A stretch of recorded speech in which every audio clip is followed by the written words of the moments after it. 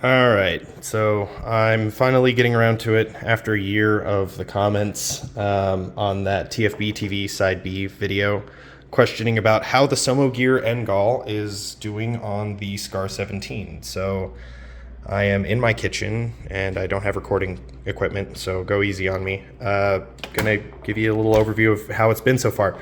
First, before we go into that, the rifle, it's a SCAR 17. It's a US manufactured one. It's not Belgian, and it's not an Enrich because those are trash, neutered SCAR. To be able to use the Voltor stock configuration with the AR buffer tube, I did the Mototech Torx bolts on the sides of the receiver and on the top. And then I did the Mototech polyurethane, like two-piece kind of deal buffer. And then I did a PMM rejet, so it's just a size down gas jet, but it still runs great on both settings and at altitude. I'm at 9,500 feet where I live altitude, and it's still running on both settings.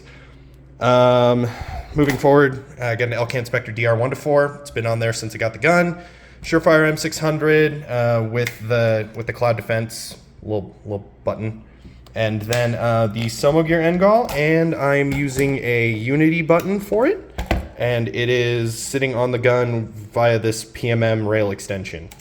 So, before we go any further, I'll show clear so that nobody freaks out, or YouTube doesn't freak out. So, rifle has no ammunition in it. Charging handles back, and there's nothing in there. So, the Somogear NGAL.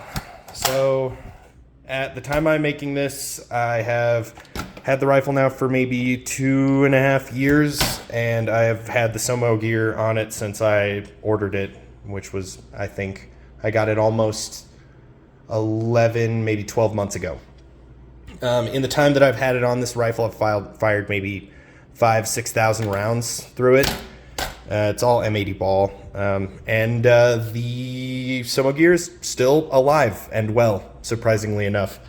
So, real quick, just give you a proof of life here. So, hold on here. So, you can see I don't have access to my NV right now, so you're just going to have to make do with believing me that it still works on every mode. So, there it is. It functions still, and then the Viz laser still functions as well. Here, if I show you, yeah, Viz laser still works on both low and high power setting, and so surprisingly enough, it also hasn't lost zero. When I got it, I put it on this section. I previously had a L3 at peel on this rifle, and I destroyed that. Because unbeknownst to me at the time, I was a new SCAR owner. The further you put things out on the SCAR front rail, the more damage it receives from the gigantic bolt slamming forward. So that's something to be aware of if you're interested in getting one of these rifles and getting a Somogear NGAL. For a comparison here, this is a Madi AKM with full Zenitco furniture and a Zenitco PERST 3 Green Plus, which is arguably the closest laser I could find to compare it to. So here is, oh, hold on. There is the PERST 3 Green Plus on full power.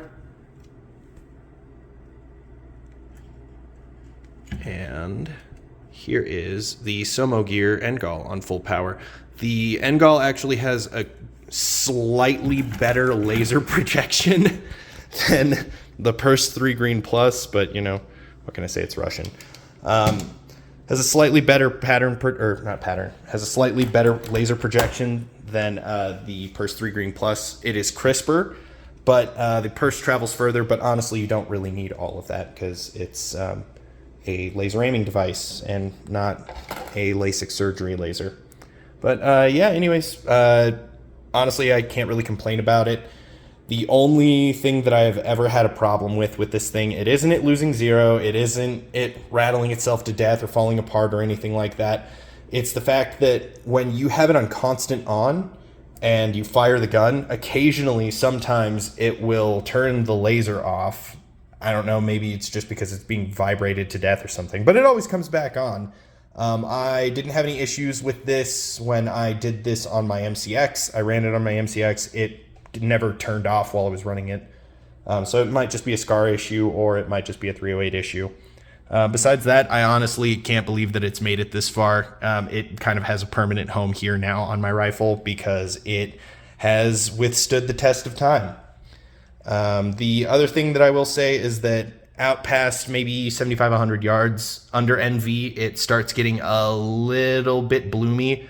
The laser's not nearly as crisp as what you would get like with a B. Myers Mall at Peel, or, you know, like even a Steyr D-ball or anything like that.